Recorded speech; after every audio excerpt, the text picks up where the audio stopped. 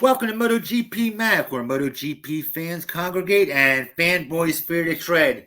And let me tell you something, if you're still pining away for the Japanese, running, you're missing them while this phenomenal racing is going on, because it's the best racing we've had ever. Okay, you really are a fanboy, because we don't need them at this point. It was just phenomenal racing.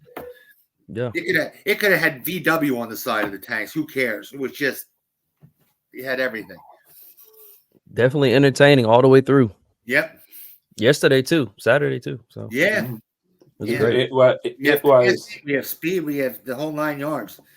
Yeah. Well, no, look, I will always want to see as many manufacturers as possible. And I have a fascination with not just different manufacturers building bikes to a certain set of regulations that can all be within a couple of tenths of a second of each other. Mm-hmm. Okay, Honda and Yamaha are outside that bucket, right? But it's just for me, that's what the whole point of racing is. It's like you're building a bike to a slightly different philosophy from everyone else, and whatnot. And away you go, and you can get it and make it compete. No, I'm the same way, but we can't. The only thing is, let's not destroy great racing to put them in. You know what I mean? Don't say, okay, we have to have them in, so we'll just change everything around to make sure. But they're not changing everything around. Well, they haven't yet, but they're looking towards it. And but that's you don't need consent. Jake, come on, man, right? The current set of MotoGP regulations have been there for fucking years now, right? So it is time to change them, right? The evolution does come on of, like, if you look at the current regulations, they're actually not fit for purpose, right? Because there's so many fucking loopholes and areas of where you can exploit now. It's like a holy bucket, do you know what I mean? So it's fucking. It's there, but it's useless, So I think the set of regulation changes. Why I don't agree with 850, and I'll be very honest. That's my main bite on that is the 850. We've beaten that drum already, and I was sick shit of beating it. You know what I mean? Like the 850 is being pushed by Gigi, right? Who I think this came into effect because Ducati got fuck all in the concessions, mm-hmm. and this was the return for Gigi. And you and I think a lot of people around the world know this is how Espeleta does work. He's very same as Bernie Ecclestone. He divides and conquers all the teams, and I think this is a major thing that was being pushed in place by them. And look, it's up to the manufacturers. If you want to be part of it, by all means be part of it. What I think is the brilliant thing about it is that every single bike in 2026 will be the same spec.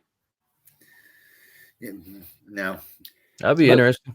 Yeah, everything should be the same spec. I'll give you that. All right, everything should be. But it will. Like, there'll be no difference between the satellite bikes and the factory bikes. But let's not. What I'm saying is, let's not I'm hitting the 850 again. But let's not dumb the bikes down to where. It turns into who has the best riders and who can just buy it. Did you see Pedro Costas crash this morning? Yes. See him hit the fence. Yeah. That's all the reason that they're doing it. That's the shortest. I got to get into that. That is the shortest runoff I've ever seen.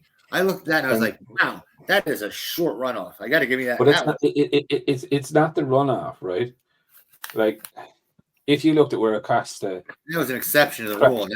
Anyway. Where he crashed, right? If he followed the bike into the same spot, right, he was going to be fucking seriously injured. Yeah, but that was, like you said, that's an exception. That was really short. Yeah, but this is exactly what happened to Pol Espargaro in Portimao. He went in and he followed the bike, or the bike followed him in, one or the other, but he made contact with that bike and the wall. Yeah, but the runoff had to be double what the hell it was for that. No, there's nowhere for them to fucking go. Like the other side of that track in Jerez is a runoff for another. The difference between the two was great. The runoff with Pol Espargaro was far greater than the. It's not. No, it's not. No, the Pol Espargaro. No, that fucking thing. That was true. Craig Jones' corner up into that. Jake, I know the tracks inside out and back to front. Well, I'm saying the difference between the one in Paul Espargaro's. Where did Paul Espargaro crash? What track? Just after Craig Jones' corner. I think it's turn 9 or 10 in Portimao. Was it the same track? No, it's Portimao. Yeah. Different the difference is that was the shortest. The Acosta's crash was the shortest runoff I've ever seen. No, I'm telling you, the Portimao turn 9, turn 10 up the top of the hill. When you come over the top of the crest, the bank down, right down into the hill. There's a very short runoff up the top of that hill. I'm telling you. So if we're getting restricted bikes, we should get more tracks, right? You would think. You would hope. No, like you see, because what's going to happen with it is with Liberty Media coming in, I think we'll start going.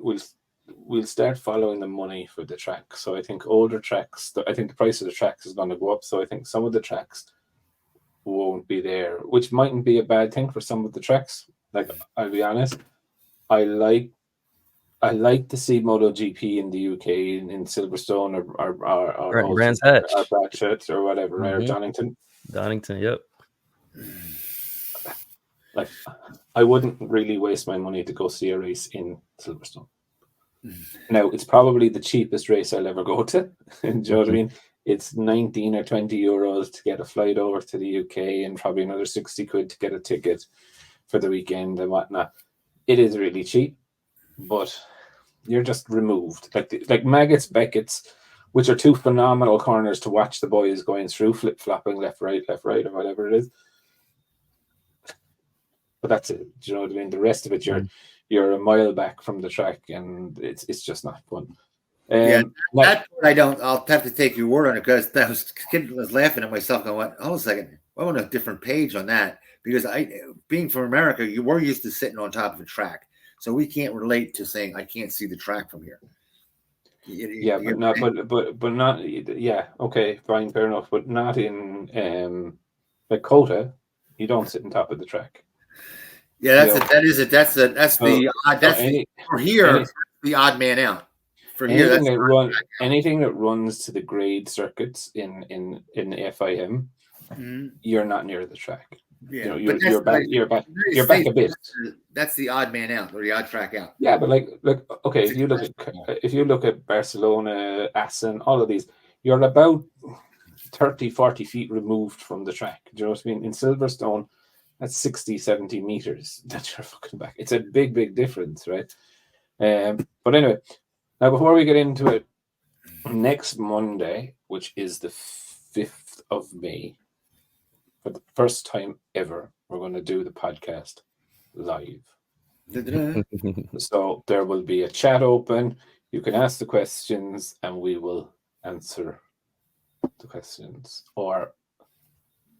So there's no script, there's no rehearsing, there's no points that we want to talk about. It's just going to be winging it. Yes. Not winging it, but again, we're just going to be answering questions and interacting thing. So it's a bank holiday Monday or holiday weekend here in Ireland. So I have no work. So I think it's perfect time. Normally I do what's called the premiere for these, and what happens then is I'm in the chat and chat away with people. But we'll do it live. If my sentences are missing P's or the I's run on, it's because my computer screwed up. No, it's not. It's just that it's going to be 7 a.m. your time. What? I put a hammer to make the P work, and if I even look at the I, it makes 5 of them. But anyway, I suppose on to today's race. Unreal. And anyone that now says that Pecco cannot battle needs to go eat shit and die. Yes. Right. Yeah. To be fair, right, there is a bit of animosity still between them. Apparently, walking out of the room in Portimao, Mark shouted at Pecco, "You're only pissed off because I can already beat you." Yeah, where did that come from? I never heard of it. They were talking about it. Like, what are they talking about? So that came from Michael. That came from Michael Lav, which I find interesting because Mike would be fairly fairly clued in on this, and so there was no fucking way in God's green earth Pecco was letting Mark pass and stay there. And if Mark did pass him, he was going to fucking rub him to make sure, like realistically, he didn't, like when Mark tried to close the door in on top of him. And what was he knew Pecco was there, so he tried to close the door in on top of him. But Pecco held it. Now, years ago, lads, and this is what I was saying a couple of podcasts ago. Years ago, in that situation, the rider behind would have kind of tried to pull or would have pulled out of it. Do you know what I mean? Or the person on the outside would have pulled out of it or sat up. Right? It stood up. Yeah, stood the bike up. Nowadays, right, there's fucking no respect for anyone. They don't give a shit. Like, do you know what I mean? They're like, and like this is what I was saying when we were talking about Acosta, but people aren't afraid of Marc Marquez, or people aren't afraid of Jorge Martin, or people aren't afraid of Pecco Bagnaia. There's no fear anymore. Whereas years ago, if you looked at Rossi and Marquez, Rossi would have bailed on that move straight away. 100% straight away, moved straight out of the way.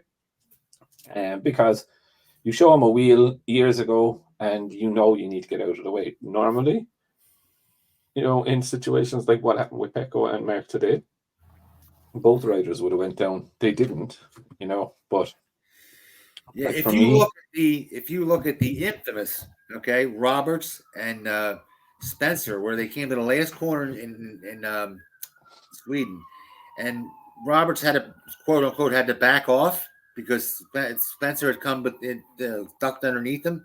Today you look at that and go, what? That shut the whole race down. That's why you lost the title, because it came down to the title in that corner, the last corner. And yeah. You just said, you got to be kidding me. Today he would have just ran right into him or bumped into him. We'll fight it out in the stewards room. Yeah. Mm-hmm. It's just it is just a different mentality. But I was watching the interview with Pecco afterwards, right? And now Pecco is looking fairly smug at the moment, right? Do you know what I mean? And it's just, it is definitely a middle finger, like, hey, motherfucker, do you know what I mean? Yeah, you think you can, sort of response, right? But I have to say, it's probably one of the best races I've seen Pecco do. He was aggressive, like at the fucking start, going into turn 6, outbraking Bezzecchi and Martin around the outside, and you're just like, and you knew it, like he was like, you just knew he was on fucking, like, I'm going to the front. Yeah, you knew he was on fire this race right from corner one. And then I wasn't too surprised that he made the mistake to allow them all back past him. But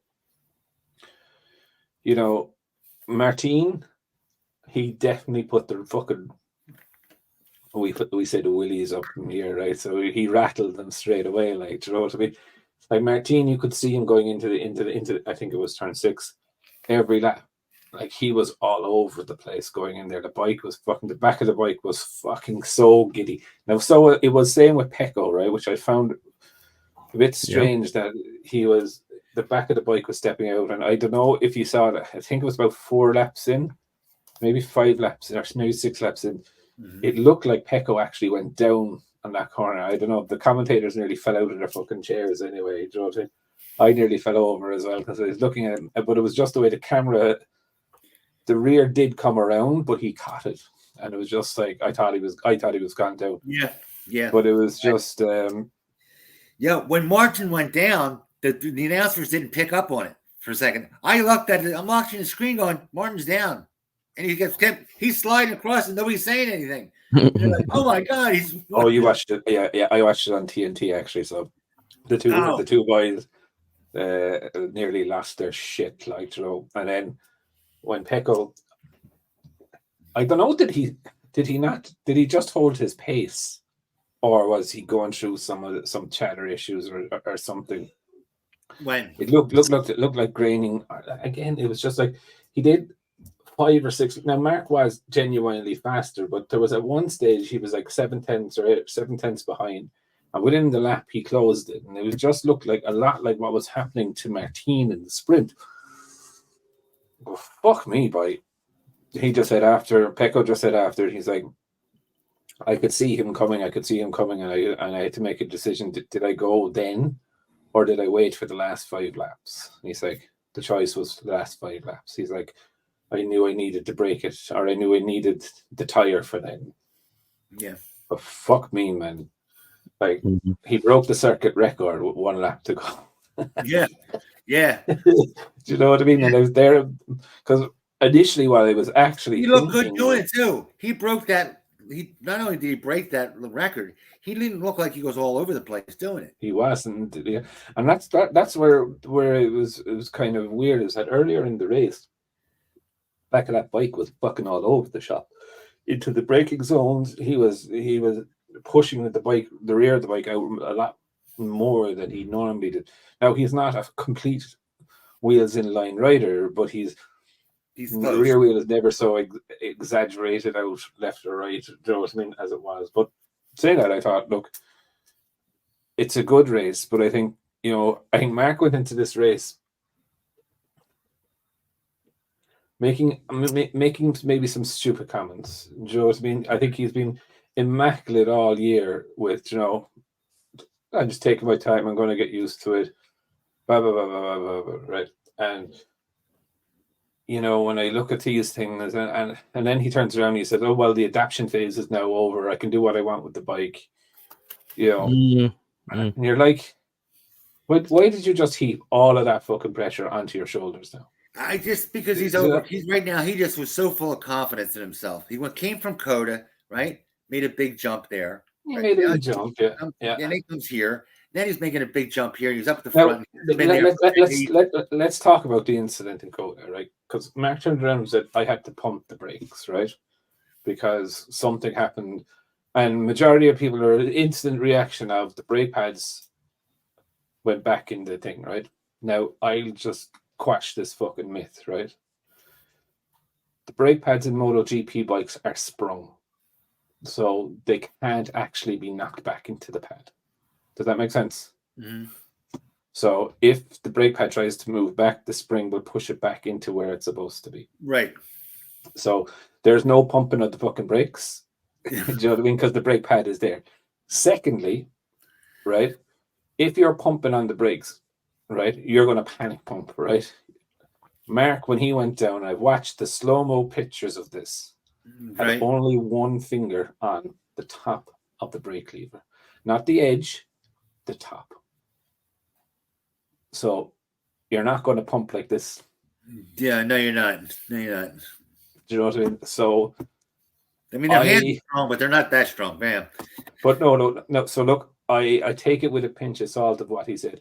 I rewatched it. He was about 4 feet off to the left-hand side of where everyone else was. He was going in too tight, and I think he braked too hard, and then he lost the front. Mm-hmm. I think it was a mistake, but he was saying, "Oh, it's a brake issue, right?" And Brembo did do a thing there quite recently, and they said that the pads can never be knocked back into the brake caliper, so therefore you'll never need to pump the brakes. Right. So the only thing that it could have been is that he would have had an airlock or something in the brakes. An airlock? Yeah, but then once you have the airlock, the brakes shot anyway, so you're not gonna. It would just. So he wouldn't have lasted the 5 laps. Right, exactly. Yeah.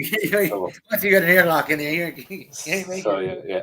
Now, because I was giving him the benefit of the doubt that maybe something happened, that the brakes got rattled coming over the top in turn 10 in Coda. But no, he was quite smooth going through that.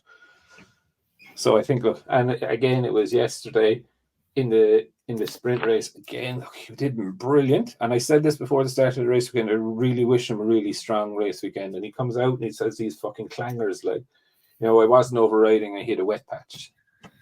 Now, a wet patch that you fucking know is there, you know that you have to avoid, and you hit it. Well, that's a mistake. You made a mistake. Do you know what I mean? It's not like a fucking surprise wet patch. Yeah. Do you know what I mean? It's like, oh, it cut out, right? That'll give you for a mistake. If you override and you're pumped up and you're full of adrenaline and you just push the corner, I don't call that a mistake. You call that racing. But that's if you have a wet spot and you hit it, that's a mistake. That's a wet spot that you know is there, right? Do you know what, Yeah, do right. you know what I mean? And it's, but look, saying that, look, it is great to have Mark back at the pointy end of the grid. Yes, he can 100% mix up everything. Is he in line for a factory contract with Ducati? He could be. Oh, all day. Come on. He could be. But the only thing is, like, he will have to commit to 2 years, maybe more. Oh yeah, they had it in Crash. They said Marquez, and Crash is pretty good. They said Marquez's main goal is to see where his 2025, what his plans are going to be for 2025, and selling them up.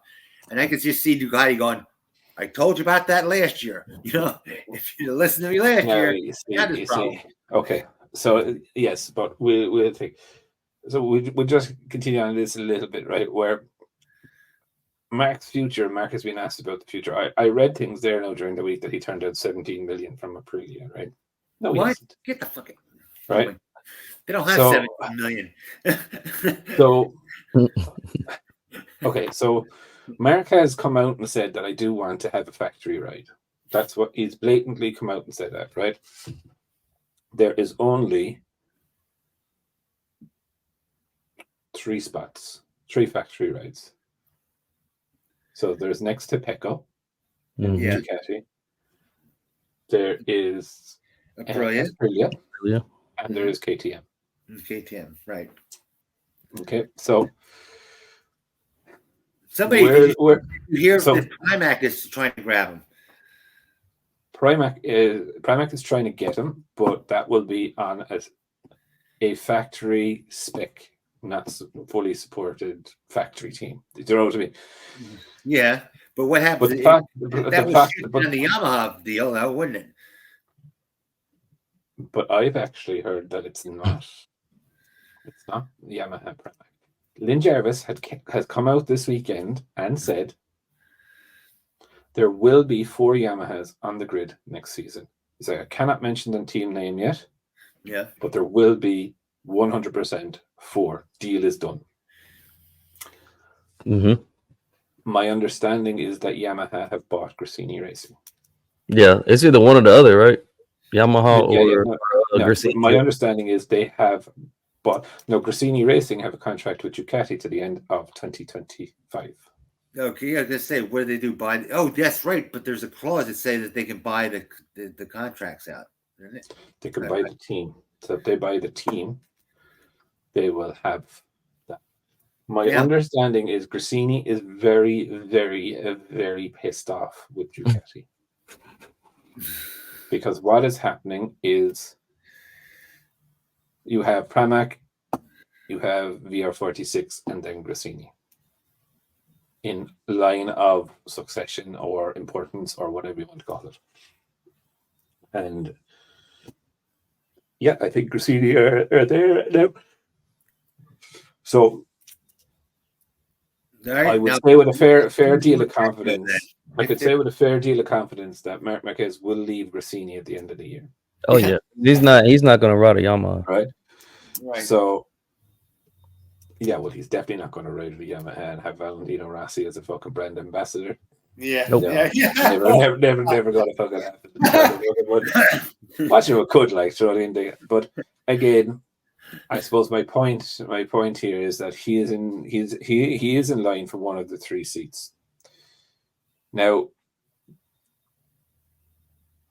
it just depends for the factory Ducati one how they will deal with someone like Mark in the team. I don't know, and I genuinely don't know. They're normally Mark and Pramac. Mark goes to Pramac with his brother, right? Because you can fit them both in there now. You can't. No, you got that new guy, the young kid. Oh, that's right. There's the new guy. That's right. No, you said that's not confirmed though. It's not confirmed that he'll go in there. He could go into VR46. I suppose. VR46, right? Okay, then we're back to the 2 brothers in. But then, no, I think they'll dump Alex out. I think Alex will be dumped. No, that's he's somewhat consistent though. I wouldn't dump him, but hey, that's not on me. But I think he's better than Gian Antonio. Yeah, I'll give you that, but I don't think I would dump him. I didn't think. I heard he's not that great of a test rider. Who? Alex. But it's a sorted bike. He doesn't need to be a test rider. I'm just telling you. It's just Yeah. people, No, look, it's for me when I'm looking at it, there's how to say is just the musical chairs is song is playing, and you don't want to be cut out with no seat when it stops.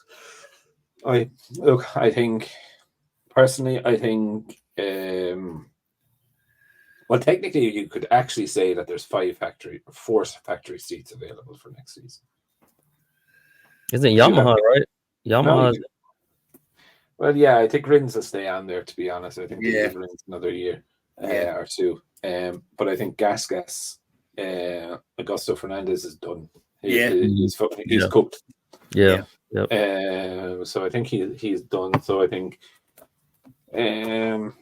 So it's either KTM, Gas, Ducati, or Aprilia. Now Aprilia have said that they'll decide Alex or Alicia's contract by Magellan. So that's only a couple of races time. in my opinion, Ducati would have to be brain dead not to put Martin into the factory team. You got Jorge though. That's what I mean. Like Martin into the factory. Martin into the factory Ducati. They'd have to be nuts not to put him in there. Too fast, right? Too good. I don't want him sliding over anywhere else. I don't know, man. I don't know with the whole 850 thing coming and the rigs changing. I don't know. I genuinely don't know where they're going to put him. Are they going to look at him and say, what? I don't know. Look, I struggle to see raw speed. If I see somebody with that much raw speed, I want to pick them. Yeah, and that's why it makes sense, and it makes sense to put Marc Marquez in there, right? But then when you look at what the factory Ducati team is as the entity and whatever, I just don't see them flowing inside there. Do you know what I mean? And I see a fucking wall being built and damaging the whole fucking ethos of what they've tried to do over the past X number of seasons. You can only have one star rider, right? One number one rider, right? So if you bring Martin in there, it's almost like they have to choose one. Who's going to be, and they already chose Pecco. So I think if you can't have two. You can't have two. So if you bring Martin in, it's going to be some riffraff, I guess you could say. Well, yeah, like you look at what happened the first time you put Rossi and Lorenzo together in Yamaha. Same. Right. The wall was built. Do you know what I mean? And yeah, while they were team were winning and whatever. Yeah, they were. You were having mechanics fighting with each other. To show you that it's just mechanics fighting with one another. And no one is working together for the good of the team. Do you know what I mean? It's just their team. Do you know what I mean? And if you look at how, why my Ducati might have 6 bikes next year, when the bigger picture comes in of 850 or the new regulations, they'll want teams at 6 bikes, feedback, everything, data share, settings share. Do you know what I mean? Like who is, and I can 100% guarantee this, that someone like, if Jose Marquez came to the factory team, right, and Santi Hernandez came from Honda with him also, are you telling me that they would share exactly the setup that they're using? Yeah, they'd have no thing with the data, but if they were going to make a change, would they be telling the change that they're going to make? They wouldn't. You know what I mean? It's just, I think that, and this is just me as at a team level, it would be probably counterproductive to sign both. We've always kind of seen it. Things work better within the team when you have it defined 1 and 2. Yeah, yeah, I realize that, but like, what else are you gonna do with him if he's that hell bent? He's hell bent to be on the factory. Get the mindset that he has to be on a factory red bike when he's on a Pramac, which is the same bike, right? But he's that way, Well, Crutchlow was like that too. Right. But you don't want to lose him either. I'd hate to lose him to Boy, imagine him going to like an Aprilia, okay? Aprilia has that bike that turns like turns on a dime, and now you get what? I mean, that's a whole nother story. Why are they so inconsistent? But anyway, I was gonna say, Marquez and Martin, they're pretty much the same. You put them both in a factory seat, they're hungry. They're gonna want to beat Pecco. They're not gonna want him to, they're not gonna let him win. They're gonna want to beat him. So either one you put in there is gonna be riffraff. So I think honestly, they may want to keep Anaya there. I don't know.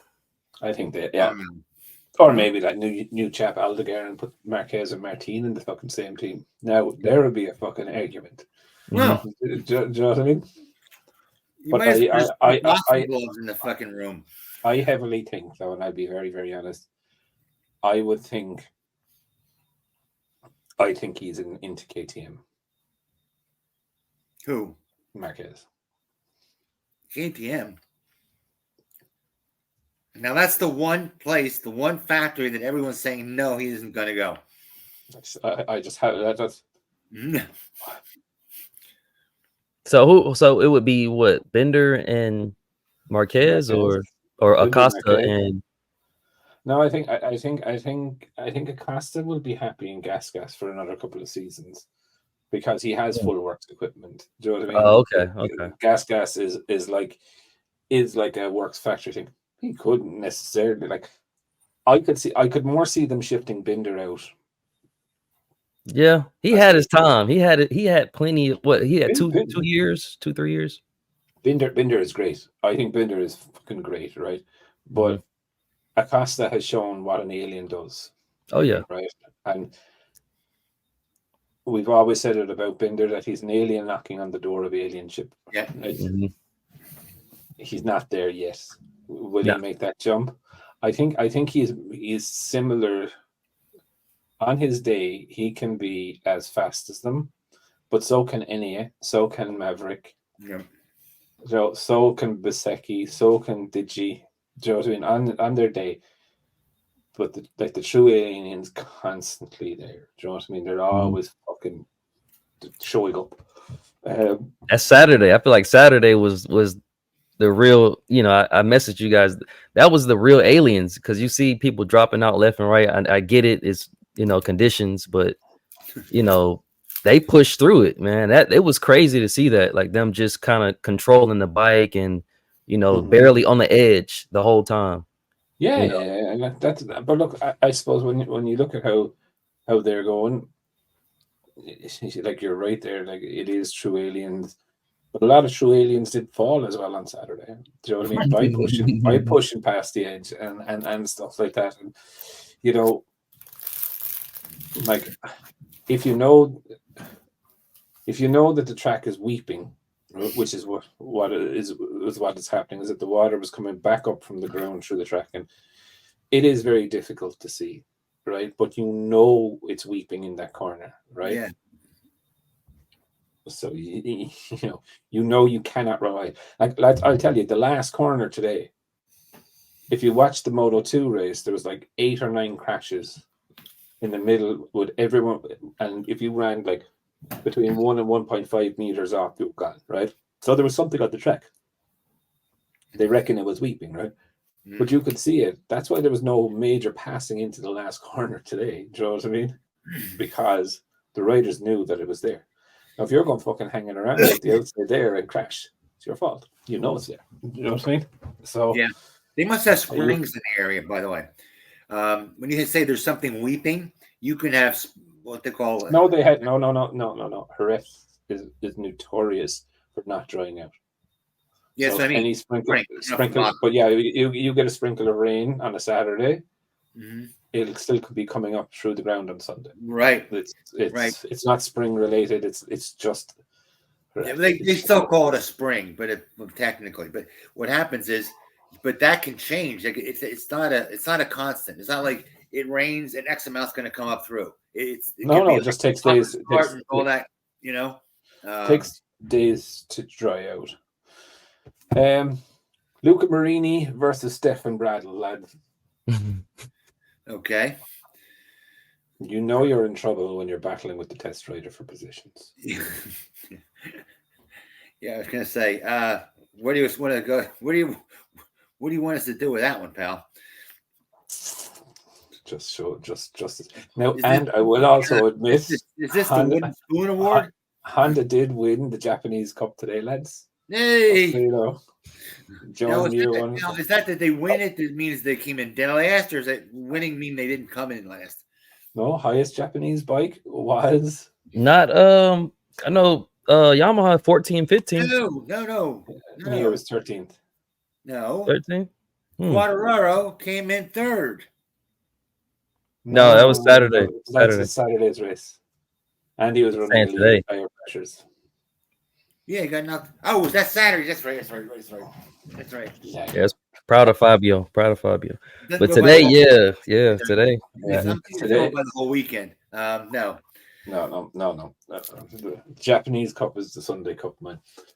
You never the sprints, anything can happen. But no, they were mixed up here. They were mixed up. You see 12 Yamaha or Honda 12th, Yamaha 13th, Honda 14th. It's like mixed up in there. Yeah. It's a bit embarrassing as well for poor Fabio. Rins beat him. Yeah, and the preview for the race, I get Max going, we know that the Honda's going to do well. I'm talking to the screen going, of course it's not going to do well. It's a fucking Honda. What do you mean you don't understand? Yeah. No, I genuinely thought without the mad amount of high speeds corners, they might do a bit better. But saying that, right, John Mir, Zarco was doing really well in the sprint race as well. Until he crashed in the last corner, wasn't it? Yeah. Because what's his name? Fabio would have finished behind him actually if anyway. I don't care what you say. Honda and Yamaha, with all the money they have, shouldn't need concessions. My piece. Well, they do because they can't test. No one can test. So that's what the concessions really are. Speaking of testing, so as you're now watching this, testing is happening in Jerez as we speak. So Monday is test day. So there's been mad speculations into Yamaha running a whole new bike. Lads, sit the fuck down and shut up, whoever wrote it. Right, right. So they were. And I'll give some context. Don't sugarcoat that, Mac. Yeah. Don't sugarcoat that. So they are running a new frame, new swing arm, new engine, and probably new air, right? So technically, it is a whole new bike. But they were supposed to do a test the day after Portimao, and it rained, and they got 6 laps in on the new engine. And they couldn't get the bikes back from the US in time for last week, and Crutchlow was doing a test in Barcelona. It fucking rained again. Some rain test. So they only did a few laps. So they have, let's just say, 2 previous full days of test parts to test tomorrow. So it's not necessarily they're testing a whole new bike. They probably will test everything. There is a lot of work to do. I am expecting to see some differences. I've seen a fair few differences in the Honda that Bradle was running at the weekend. A lot of aero changes. Like Bradle was running the front aero on the wheels. The front wings were updated. The side wing was updated. The rear wing was updated. I think he was running a different swing arm. So again, I have to have deeper looks into the pictures of it, but the test I think would be quite interesting. And before anyone thinks it's a V4, it's not. It's not. Yeah, no. It's not a whole new engine. It's an updated engine, and that doesn't even make. Yeah, I'm sorry. Go ahead. And I just really wanted people to kind of understand. Why couldn't it be a V4? That's a waste, though. Rules. Huh? That's a waste. Yeah, it's going to change. The rules are going to change. But by the time they get that V4 running, The regulations are going to change. They got to start all over. But they can be back at the factory with a blueprint on the table making a V4. Correct? I don't think they're going to do it. They're not going to do it for 2 years. They don't have enough time. It'd be a waste of money, to be honest. You know, I mean, this is 2026 or 2027, whatever the hell it is. 2027, yeah. So, yeah. What they're planning to do is, though, my understanding with the technical regs, we should probably know in the next 3 to 4 weeks. It should be launched. Excuse me. It should be launched in the next 3 to 4 weeks. The technical regulations, and only then, realistically, can you actually properly start to plan what's going on. I think a lot of teams already would have budgets and all of this in place for the tech changes. Do you think they're holding back now? Do you think they're holding back because it's going to change? Does it make sense to even, be fully invested in trying to be? They're not going to win, but does it make sense to invest all this money just to be 10th? So, to the person looking from the outside, it doesn't make any sense at all. From a person on the inside of it, looking at it, it makes complete sense that they need to understand why the fuck they can't get their bikes to perform. Because if you don't understand this now, when the technical regulations come into place for the new bikes, and you still have no idea or understanding of what is going on, you're fucked again, because you're going to have teams that already know why they have these parts on the bike. Like, there is nothing on a MotoGP bike that is there for comfort. Everything that is there for a specific purpose to do. No cup holder. Yeah, it's all performance related, right? Yeah. So, Honda bolted on whatever. Do they really fully understand what they're doing? I don't know. Yamaha clearly don't understand aero. We know this. We've talked about it. So realistically, they have to. It's not even about development now anymore. It's about learning and understanding the new dynamics of a motorbike. Yeah. Not just the mechanical ones. And there is so much now. Okay. Like, if I were Honda and Yamaha, right, what I would be looking to do, just say, for instance, tomorrow morning it's cut down that it's going to be 850cc. I would be taking the current spec of motorbike, reducing it to that horsepower, removes, just say, the rear ride device, and start then fresh with, okay, how can we make this thing fast? Do you know what I mean? And then just build that performance in from there. Because look, the rear right height device does have an awful lot of it. Like, as we saw, we could see them coming out of turn 6 up onto this. Was it out of turn 5? Out turn 5 up out onto the straight. And you saw that lower end device sit down, and she just fucking drove out of there, right? That's gone next year, or for the regulations.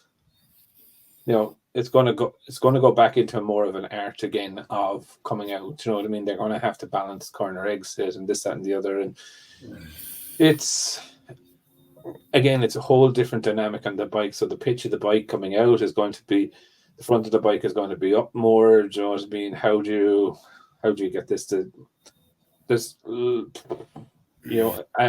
if you don't understand the basics now of how these bikes work well, and then you want to go to a whole new set of regulations, which at best are going to curb some of these things. Do you know what I mean? They're not going to remove everything. Like, aero will 100% stay. Rear ride height will probably go, but some engineer somewhere is going to come up with something to counter that. You know what I mean? You can't count on that. I can't. 100%. No, wait, 100%. Yeah, okay. Nothing's 100%. I can 100% count that some engineer will come up with a way around. Mm-hmm. Maybe unless they put in active suspension, but that's already been knocked down, right? No, I can guarantee you an engineer. But Jake, this, like, if you look at even the basics of what's gone on in Formula One, or even in this sport, right? The natural development cycle, every year someone will come up with something new, some bright idea, how to stop the roll, how to strengthen the spring.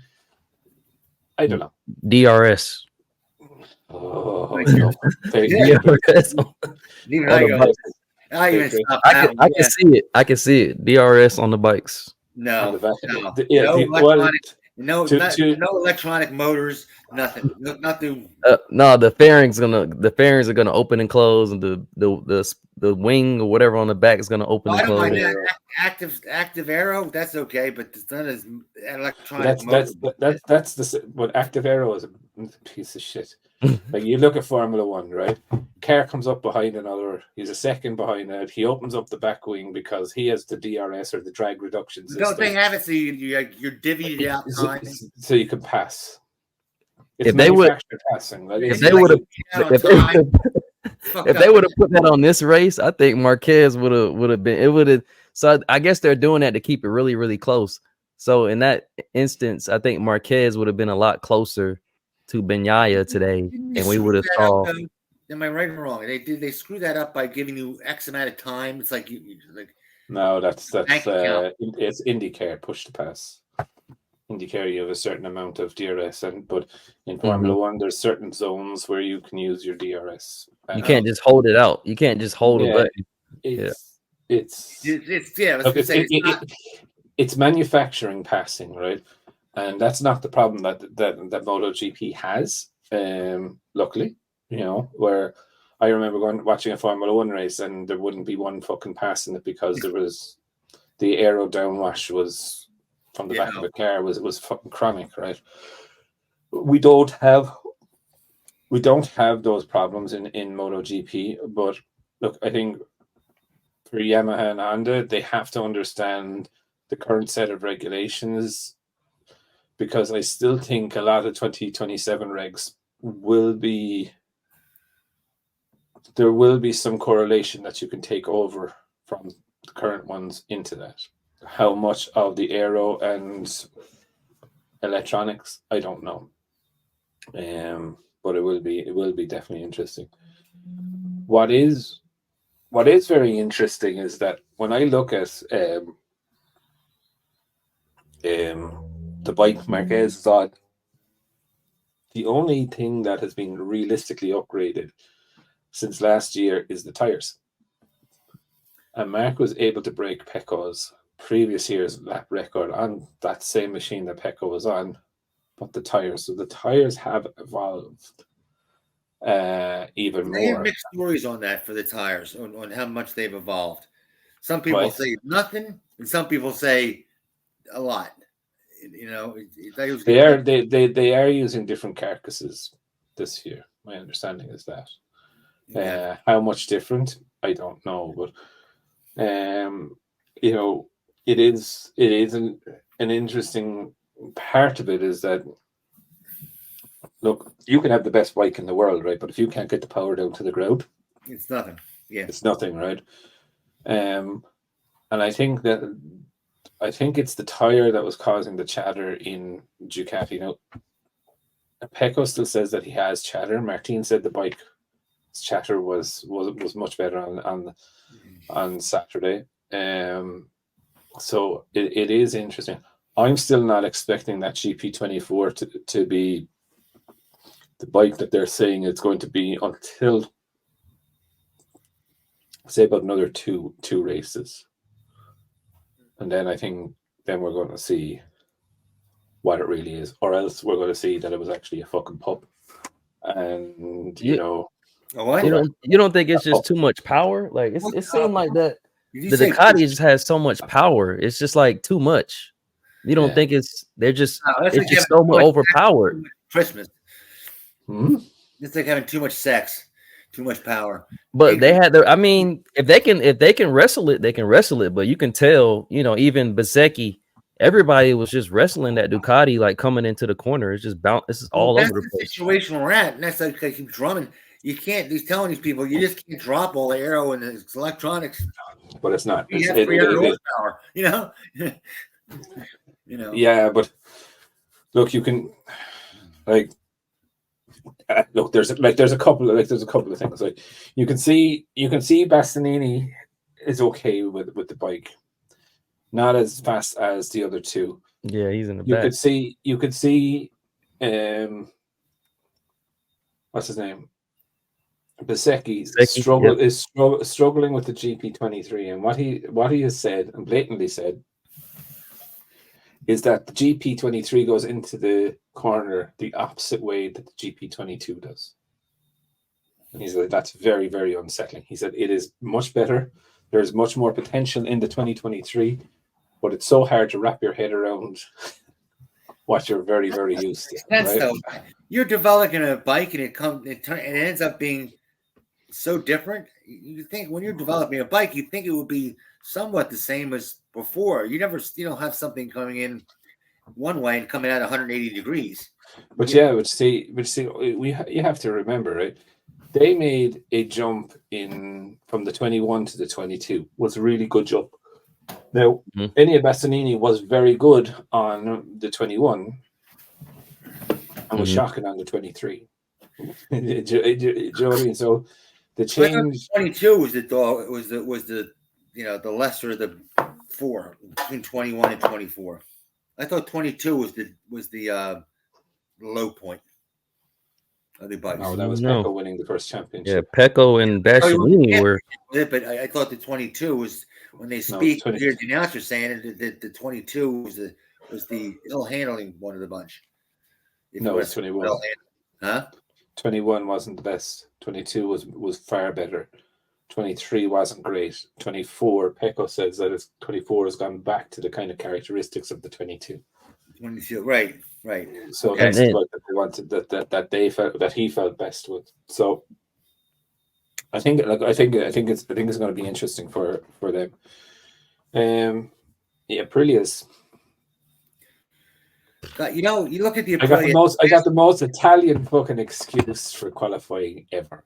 Right? I didn't hear. No shit. They came out and said they were on the right tire just at the wrong time. This sounds like some crap. No. I can see that. You have the right tire, but the surroundings were different barometric pressures. Binder was out there the exact same time setting his lap time on the same time.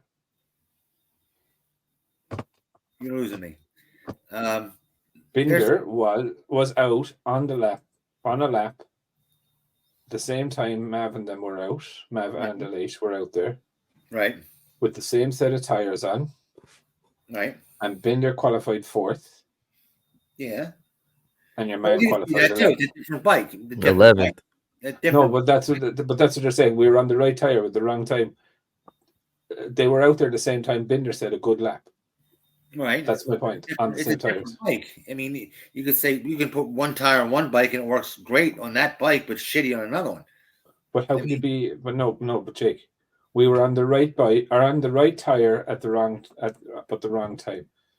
Everyone was going on to the mediums when Binder set his thing, right? So the track was there for mediums, right? Okay.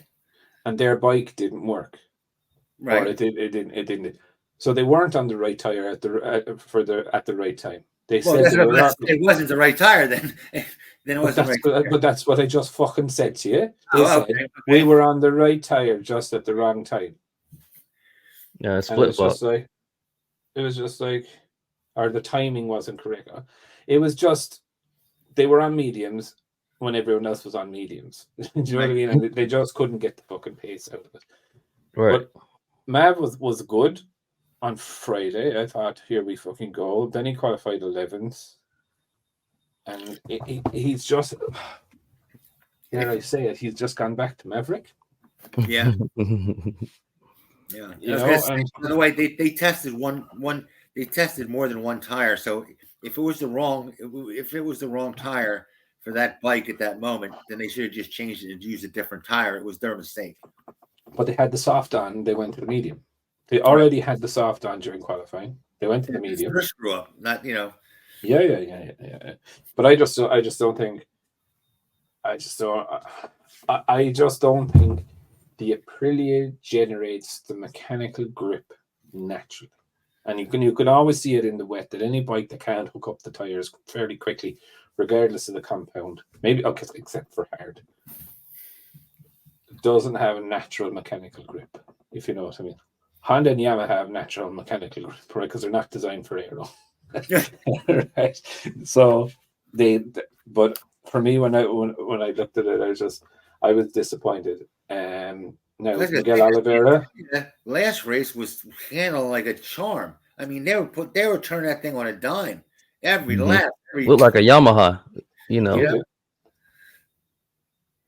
Yeah. I don't know. I just think it was one of the comments that I said. It's like, let's see how they get on in a tight track. Yeah, tight. I was just thinking that this is a tight track, and Coda is it's sweeping, flowing. You know, longer. Every track they've been on this year so far. So Qatar, wide open track. What's his name? Portimao, wide open. Kota, wide open. Jerez, well, it would be a little wider than a normal road. You know what I mean? There's not a lot of space on that track. So I think, I wasn't too surprised. I was a little bit pissed off, to be honest, because I thought he could do well and kind of answer the questions that a lot of us had of, okay, let's wait till he gets to a tighter track or what. And like, as we know, getting to the European side of things as well, you know, the European season kicks off now. For a lot, this is the real start of the season. The flyaway races are a bit higgledy-piggledy. But I thought it was interesting. I do have to give a shout out to Raul Fernandez. I think he had a really good race weekend. He beat Miguel home on Saturday. He got beaten home this weekend, but again, like, I think it was 11th he finished. So when you look at that, it's kind of, you know, not bad. Do you know what I mean? You know, he is getting to test the 24 version, the full 24 tomorrow. Whether he will keep that going forward, I don't know. Now he does have the 2024 engine in the 2023 chassis. I still don't know how the fuck or why the fuck that makes sense. To be honest. You know, I would love to be a fly in the wall when he was being told that this is what you're getting, and more so for the reasoning. You know, it's still expensive to produce a bike. Do you know what I mean? Whichever fucking bike. Jack Miller, terrible weekend for Jack. If there was a fellow that I could go for a pint with in the grid, Jack would be 100% beat a fucking bet. And I always have a soft spot for him for trying on a soft tire and having an absolute fucking go, because it's kind of the mentality of a racer is just like, yeah, fuck it, we'll give it a go. But to be honest with you, Jack has made a career of being a nice guy. He's the one that everyone says, I'd love to have a beer with him. Okay? But then they get down to being technical, and like Lorenzo says, his lines are never consistent. He'll go down, he'll have one line one lap, another line the next lap, and another line. You never know which one he's going to be at, so he's never has a consistent lap time. You know, and he's backwards, he's sideways. He's a reactive rider. Now, look, I think he'd be a really good test rider as well, though. Yes, you know? yes. Just needs to work on that consistency, and I think he suffers the same thing as Marc Marquez. Actually, I think they both get very giddy on the bike. Huh? Giddy is what I would call it. So they both get too fucking excited on the bike. So like they see the gap closing and they're like, "Fuck, yes, go!" And then it's just like pushing and pushing and push, and then make a fucking simple stupid mistake or whatever, you know. And I know that feeling. I've done that myself many a time. But look at that. That's pure racers, and like you have to commend it. I know some people here would say he doesn't deserve to be in MotoGP. I think he still does. I think he's still a bit like there's only a handful of riders, maybe 6, riders on the grid that I would 100% turn around to you and say, last last lap, they're going to fucking shove it up the inside, regardless. They're going to do a Rossi Jimmer now. They're going to do a Dewan Crivier. And you know what I mean? And it's just like, or they're going to do a fucking Lorenzo Marquez. Do you know what I mean? In that last corner. And Jack Miller would be one of them, 100%. And the reason he'd do it is, A, because he's just a racer, and B, everyone kind of knows that he's not a dirty rider, so the fucking the surprise and he'd get away with it. Do you know what I mean? But anyway, yeah, look, it's just, I don't know whether he will be KTM factory next season. I doubt it.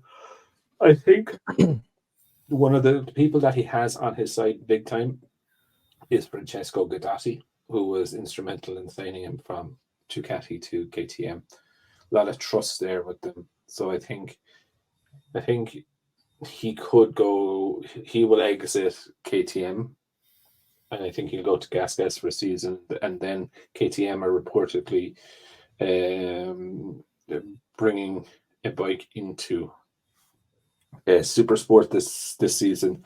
So I don't think it will be too long before they'll be bringing a bike into Superbike. Yep. Yes. So, and Superbike now will be on the lookout for a major manufacturer, because Kawasaki have pulled out. You know what they could do?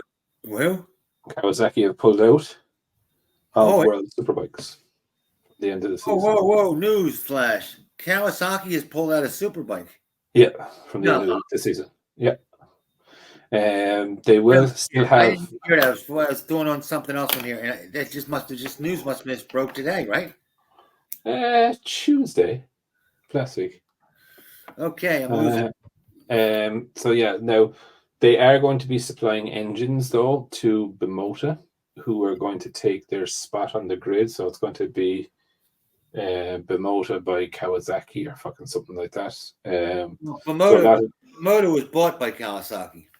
So that's what it's going to be. It's going to be a Moto chassis and a Kawasaki engine. So that's going to be next season. So look, I think Dorna will be looking to sign a major manufacturer, and I think Jack will lead that project and going over to there. Yeah, I can see that being MV too. Possibly. Yeah. Really, just a KTM with either the KTM with a MV sticker on it, kind of sort of thing, or we'll wait and see. But the test riders, Danny Pedrosa, it was always epic to see Danny. Look, I thought it was very fitting. Okay, Fabio got done for the tire pressure. And they had a little podium ceremony for Danny. Now Fabio did write to Danny on the back of the medal, and it was like, hi Danny, enjoy on the back of it, and sent it over. But they did give him a little bit of a thing because people were complaining that Pedrosa didn't get to stand on the podium. Now, like the tire pressure rule, I just wish they'd just fuck off with it. Do you know what I mean? It's just I don't get it. I don't get it at all. It's just fucking stupid. Get rid of that. I'll tell you, you can get rid of. You can get rid of the and just dump it, which would be the tear tire rules. You can dump the RPM rules, the RPM, the RPM limits. You can dump them fucking things. It ain't gonna hurt anybody. Dump the rider weight bullshit. You're talking World Superbikes. Yeah. We're not talking World Superbikes. We're talking. Maybe I was just off the wall.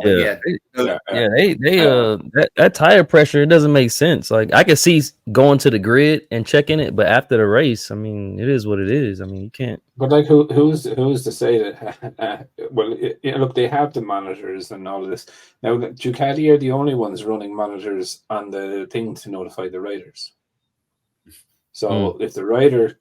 So for example, if you have a gap in front of you, right, just say a second ahead of you, and you're 3/4 of the way through the race, a light will show up if you're under pressure for more than half of the race. So you need to close up the gap and build the front tire pressure until that light goes off or whatever it is. Yeah. Do you know what I mean? And it makes sense, right? Because the rider knows then. Do you know what I mean? It gives them a chance. Whereas I don't think any other team Yeah, maybe they need that. Maybe Yamaha, Yeah, but look, that'll probably be out next season. Okay. Throughout racing history, not mean cars, bikes, boats, the whole 9 yards, the best route has been let performance find its own level and let people. Yeah, no, but Jake, this has nothing to do with performance. The manufacturer of the tire says it has to run within a certain minimum. No, I know that. I know that. I'm just saying. And when I say performance, I'm talking about the thing in package in general. You let the manufacturers take care of it. They're not out to kill the rider or anything like that. But they are, Jake. If you're starting under if you're starting your bikes or your rider under the minimum advised level of your tire pressure, you are putting your rider in danger because it's operating outside of the manufacturer's scope. Yeah, and that's not. There is no fucking question to it. I mean, but how many did they find underneath the scope? I thought they didn't find any. But they found Quattararo outside scope. Done. And what is it? Is it like half the race? Is it one lap? If you no, it's more than X percentage of the race under pressure. So, for example, they would maybe allow you start slightly under pressure, right? And let's just say it's a 10-lap race. You could do maybe 3 laps under pressure. Do you know what I mean? But the rest of the race, Fabio was underneath. The manufacturer was like Yamaha was trying to put it in lower. So when they heated up, they didn't go over. It was for safety. No. You have this the reverse way around, right? Firstly, going over pressure is not a safety issue unless you're going to go to like 5 or 10 bar or whatever the fuck it is, right? Okay. Yeah, which they'll never reach, right? But if your pressure goes high, you lose performance. So what you're trying to do at the start of every race is keep your front tire pressure as low as possible because that generates the performance. However, there is the minimum level that is set by the tire manufacturer. And let's just say, for the sake of argument, it's 1.6 bar. Okay? On tire. Okay. You could probably get away with starting your tire at the start of the race, starting at 1.4 bar. Okay. Because your bike is, from your race simulations, your pace time, you're going to be midfield. So you're going to be in a pack. You're going to be following someone. So your tire pressure is naturally going to rise after 2 or 3 laps. Right. So that's fine. However, in Fabio Quattararo's case, they thought this, but then Fabio got a gap when he was running in third. There was fucking no one in front of him. So his tire pressure came down. And then he went under it. So he started probably under it, went over it as he was going through the thing. All of a sudden found a gap in front of him and his tire pressure lowered. So this is why when you look at Pecco, Martin and all these, for them, if they're so let's just say let's run it. So it's 1.6 bar, it raises up to 1.9 bar, right? You start to lose the feeling in the front at 1.9. So you don't really want it. I remember saying that if it gets too high, then they start to lose traction and they can high side. So there was a safety. No, they won't. No, there's nothing to do with safety on over pressure. I'm just telling you what I've read. No. Yeah, well, that's complete horseshit. There's no danger of high sides. They'll lose. It was a Max Oxley article, but anyhow. No, they lose the front because the tire will just. Is that what it was? Is that why everyone was losing the front like last year? I think, or the year before last. No, well, yeah. Like if you looked at Quattararo in the range, remember, was it Mandalika? When they started with the way too high tire pressure, right? They just don't have grip when the tire pressure goes too high. And I think that's more so that the tire starts to what's called marble or green. Because instead of kind of digging into the ground, it's kind of understeering across the ground. So the tire is ripping, right? And your tire will be fucked. Whereas if it's slightly under pressure, it won't slide as much, and it'll just dig into the ground. It will wear, but again, it gives you a little bit more turn, a little bit more bite. So you do want your tire pressure as low as possible, but it's just fucking stupid. It's because it's not something the riders can fully control. Do you know what I mean? You could start at 1.6 bar, right? Mhm. Which is the very legal limit. You could go into the first corner.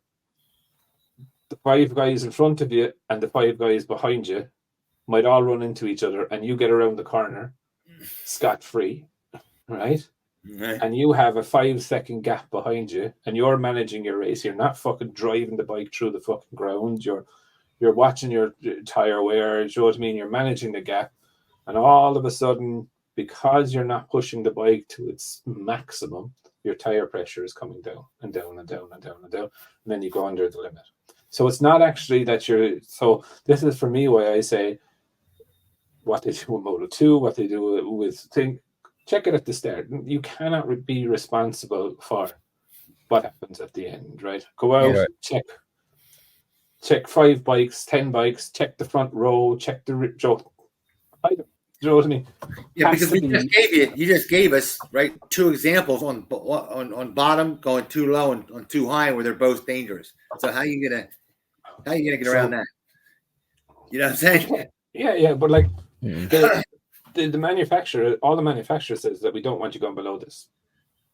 Okay, so my view of it is, so let's just say the manufacturer says 1.6. The limit should then be 1.8. Do you know what I mean? Your minimum limit. Do you know what I mean? Use the data that they now have to say, okay, well, bikes are running 0.2 or 0.3 of a bar lower at the start of the race, right? So, okay, so the minimum, the manufacturer's recommended safe working limit is 1.6. Then the regulation is 1.8. Right. And at the start of the race, your tire has to be 1.8 on the front and 2.6 in the rear. Just say. Do you know what I mean? That's it. Yeah, CB, you're right. That was, I remember, it wasn't high sides they were bitching about. They were bitching about they said if it got too high that they were losing the front ends. And they were blaming losing the front ends because of the tire being too much pressure. Yeah, like I said, that was Matt Oxley's freaking bitching and moaning. But no, it's right. Your tire cooks itself due to high pressure. You know, you're going to lose the front end feel. Right. You know, you see people dropping off the back of it. But look, it's a stupid fucking rule, you know, that a lot of teams and riders can't necessarily always manage. Do you know what I mean? You can do 5 or 6 laps fucking thing. Or like you're forcing a rider, just say that he's built a gap of 10 seconds, you know, and he sees a light come on that his tire pressure is under. Now he's going to pick up the fucking pace again. Okay. Do you know what I mean? When he doesn't need to put his race victory into fucking jeopardy, you know, and it's just fucking stupid. Do you know what I mean? It's like fucking asking God for it not to rain. Do you know what I mean? Do you know, it's going to fucking do what it fucking wants to do. Do you know what I mean? You have no fucking impact to it. Anyway, who else? There was one other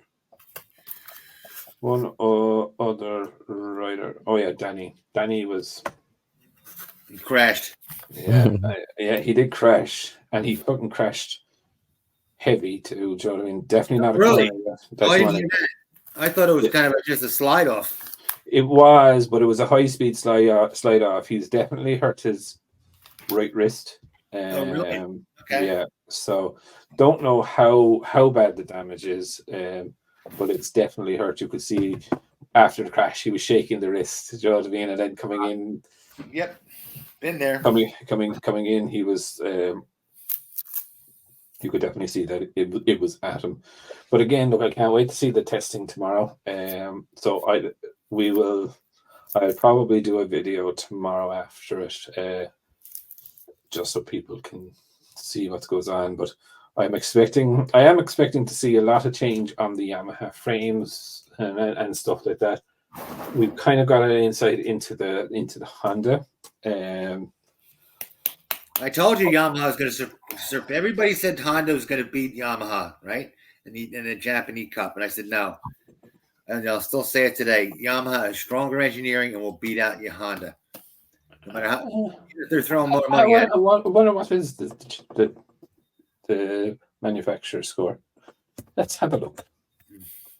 I mean, it's kind of a guessing thing because you have one bike, one team has more bikes than the other. So but I can circumnavigate that a small bit too.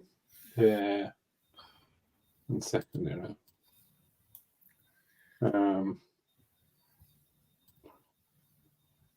If I just went pure manufacturers, yeah, of course that would be it.